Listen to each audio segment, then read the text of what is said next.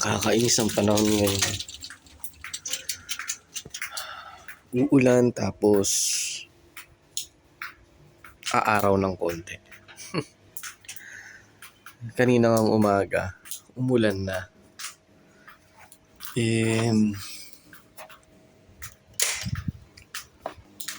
Masaya na ako kanina dahil ang lakas ng ulan kaninang umaga. Nahugasan na si Alas. Ngayon umulan ulit. Tinuyo ko na siya eh. Ngayon umulan na naman. Ayan, medyo malinis na siya. Ayan, wala na yung mga putik-putik. Nung natandaan nyo, nung nakaraang araw kasi umulan din, pero saglit lang. Ngayon, si Alas, puro putik. So, mga 2 araw din siyang may putik. Sabado, Linggo, Biyernes, Sabado, Linggo. Puro putik siya. Siyempre, umulan ng saglit lang, siguro mga 5 minutes lang, parang ambon nga lang yun. So parang bumakat lahat ng ulan niya rito, nagputik lang. Ngayon medyo thankful ako kanina kasi umulan ng malakas. Ayun, nahugasan siya. Nawala yung mga dumi, medyo may gray pa, pero nahugasan siya. Ngayon tinuyo ko na yung mga salamin, sabi ko kasi para pagka ginamit ko siya malinaw na yung mga salamin. Kaso umulan ulit ng malakas, pero tumigil ulit. Ngayon, ayan, umaaraw na naman. Umaaraw na naman. Pero nag-text sa akin si Mia, ang lakas daw ng ulan sa opisina nila. So dito, maulap pa rin. Dito naman, maaraw. So palagay ko, hindi ko muna pupunasan dahil baka mamaya umulan ulit. So, siguro kahit mamayang gabi. 'Di ba? Tipid ngayon sa car wash. Tapos ito pa kahapon, kagabi yun, Linggo. Pauwi kami. Nakatapak pa ako ng dumi ng aso. Hindi ko na malaya na nakatapak ako. Di syempre, drive ako pa uwi. Nagda-drive ako, sabi ni Mia, nangangamoy may nakatapak sa inyo. Ganun. Di sabi ko pa, siguro yung mga bata yun, sabi ko ganun. Pagbaba ko sa akin pa doon sa may driver's seat, puro dumi yung parang pinakatapeto niya, tapitino niya. Kaya yan, hinugasan ko kaninang umaga. Tapos sinampay ko para matuyo. Pressure, hindi naman siya pressure wash, basta hinugasan ko siya. Kasi nampay ko dyan para matuyo. Umulan na ba? Inayaan ko na lang dyan, sige mabasa ka dyan. Tapos matutuyo ka rin naman pag umaraw.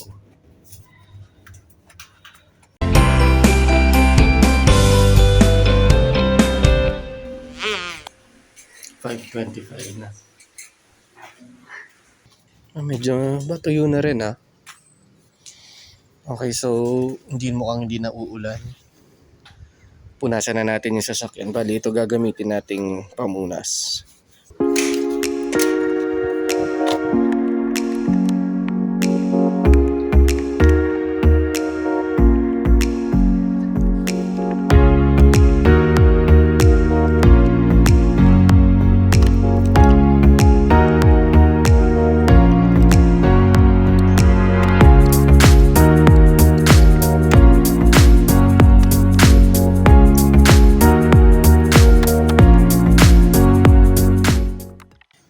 Punasan na natin. Kumulimlim ulit oh. Umaraw nung nung pinupunasan ko kanina eh. Tapos kumulimlim ulit. Pero okay na rin. Yun nga lang, wala, ito natuyo na talaga. Kasi umaraw kanina. May mga parte na siya na natuyo. Basta importante lang sa akin yung mga salamin malinis na.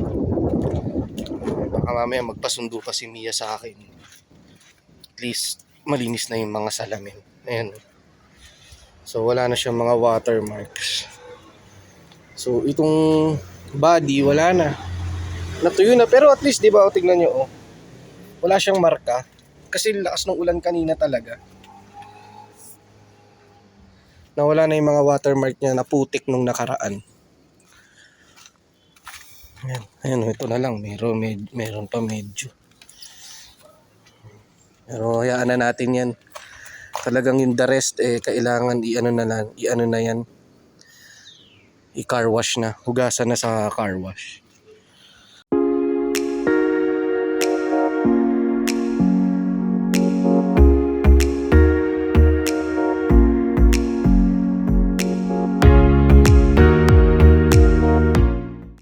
Pagkatapos natin maglinis dito,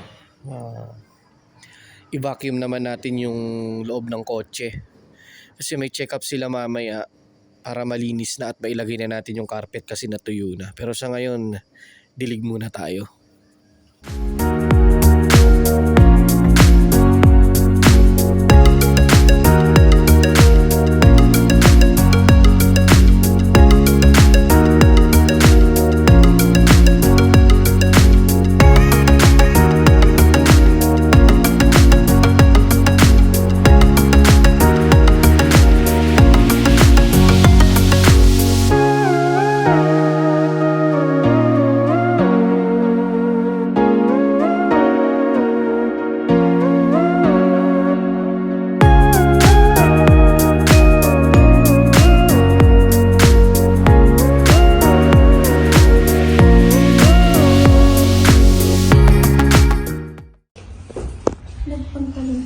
Hey guys.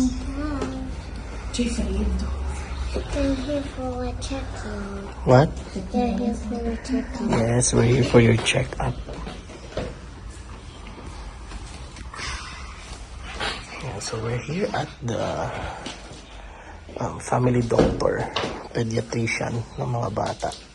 And we're here for their checkup.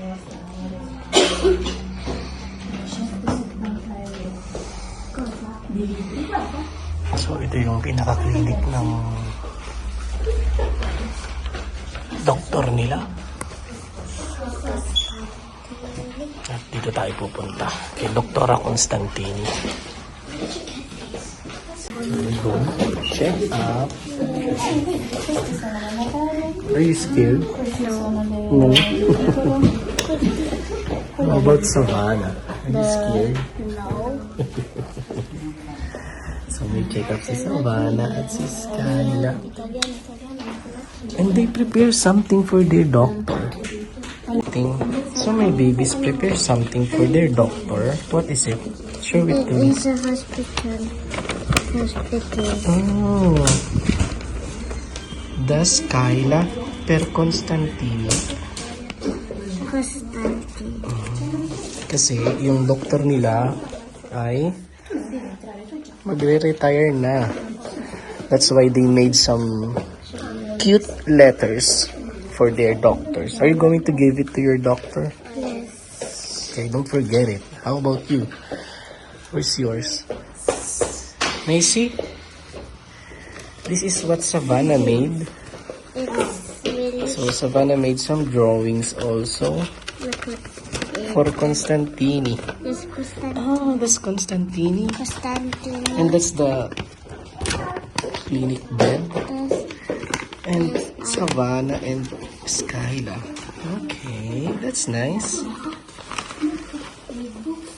Yan, ibibigay nila yan sa doktor nilang malapit nang mag-retire. Hanggang kailan na lang si Constantine. Wala pa siyang sinabing exact.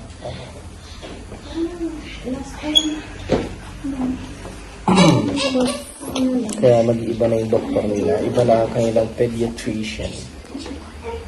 Kasi magre-retire na si Dr. Esa Constantini. Constantini. So, hindi muna namin si Mia bago kami nagpunta rito. Nag-half day siya para sa check-up ng mga bata.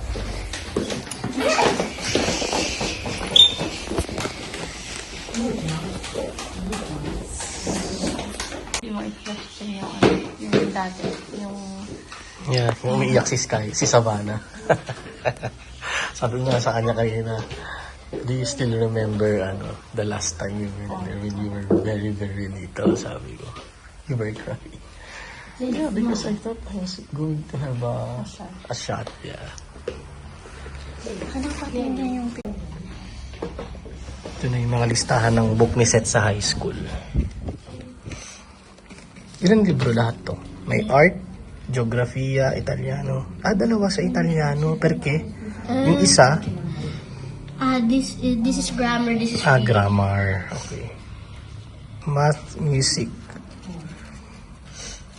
Catholic. Nanay, alternativa. Okay. Scienze. Dalawa rin yung science niya. English. French. Kasi French nga pala yung kukunin mong language, no? Mag-aaral kasi si Seth ng French language. Kaya meron siyang French book. Ayan. Meron siyang French book. Story at Technology. Bali ilan lahat? 3, 6, 9, 13. Mama mia, Seth. So lahat to bibilin namin sa bookstore. Pero ang kinaganda niya ay meron kaming natanggap sa government na bonus libro na worth 200 euros. Tapos ito, ang total naman ng libro niya ay ayan yung mga prices ng books. 32 yung French book niya. 25, 26, 34, 20. So yan. Inad na ni Mia yan eh. So parang ang total niya is 350. So we need to add 150 euros para sa libro niya. It's really hot in here. Yeah. There's no service at the front desk. The air comes off, so it's hot.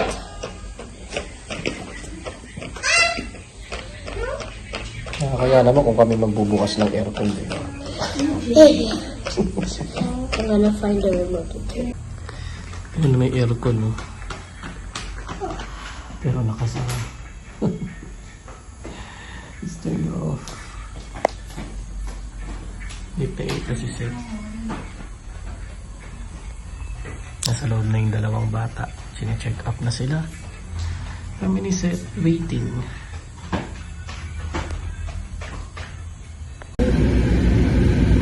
Lidl tayo. Palamig muna tayo ko. You're a good job. Yeah, that's I mean, yeah, Dito, 154, oh. that's why you have Gas. Hindi ko gusto yung tabo. smaller. Eat by yourself. You know, I drink. Pa-check up sila eh. But you have to Ito, ano naman to, mami? Ayun nga, yung Parang yung ano lang, record lang ng ano nila. tapos kung ano yung pwedeng, ito yung paghuhugas. Bali, pina-check up yung dalawang babae. Si Savannah at si Skyla. if they give you Okay naman. Sinek yung height, weight, at saka usual check-up. Okay naman daw sila. Si Skyla kailangan lang madagdagan yung bigat niya kasi masyado siyang magaan. Kaya kailangan siyang, niresetahan siya ng pampaganang kumain. Kasi mahina kumain si Skyla. So it's for 10 days. 1 bago mag-breakfast. Kanina doon sa loob ng clinic. Mommy, could I Sit down, sit down. Nag-uusap kami ni Seth mo. Kung napapansin ko, pagka, nagtataka talaga yung mga Pilipino sa atin.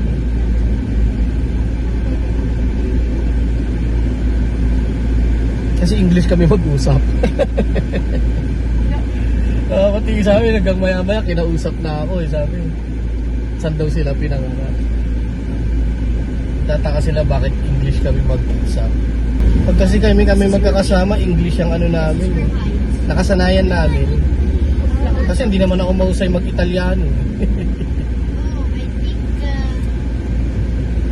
Kaya talaga English kami. Parang yun na yung nakasanayan ng pamilya namin. Sa Pilipinas pa lang. So overall, okay naman yung check-up. Kay Savannah, anong sabi? Price lang. Look at the sky, guys. What? It's nice. Yeah, it's really good. And some of them.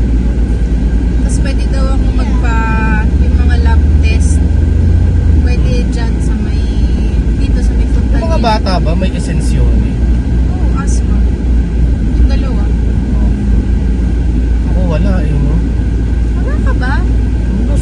never pa akong nabalitaan na nag-apply tayo Esensyoni sa akin. Ang gusto. Kasi syempre malaking bagay yung Esensyoni para libre na 156 din pa rin. Dito 155. Oh, about 155. Laging mas mura to ng ano, 1 euro eh. Ang langit. Ganda no? Kahapon Parang sama ng panahon eh. Pero tingnan nyo, ang linis ng kotse, di ba? Ang linis ng windshield. Eh, pinunasan ko yung kahapon pagkatapos ng malakas na ulan. Eh, nakalibre tayo ng car wash. Hindi ang careful at may taong tatawid. Bata. Daan muna tayo ng... The baguette, okay. Wala kaming Lidl para mamili ng konti. Grocery dahil gawain ulit sa bahay. So, today is Tuesday pero Tuesday ang schedule na gawain ngayon.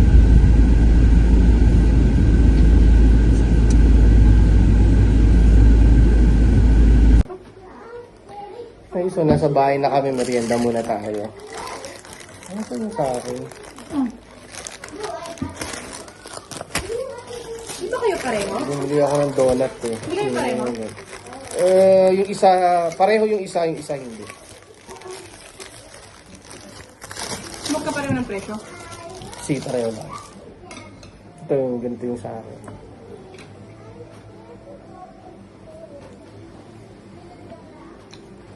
Alam nyo bang bihira ang ganitong donut dito?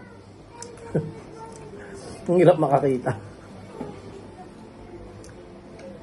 Kasi dito sa Italy walang Krispy Kreme, walang Jayco, walang Dunkin Donut. Ang usual na nagbebenta na lang ganito, yun yung pinupuntahan naming supermarket. May ganito sila. Makdo.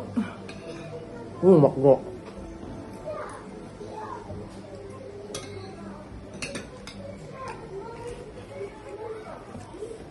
Anyway, nakauwi na kami from check-up ng mga bata. Okay naman sila. Pareho silang healthy. Pero si Skyla, yung bunso, na sobrang hina kumain, kailangan niya madagdagan ng timbang. Dahil sa age niya, magaan siya masyado. Kaya may nireseta yung doktor na parang vitamins sa pampagana. No?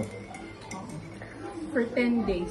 For 10 days para daw kumain at ano mo yun, madagdagan yung timbang niya.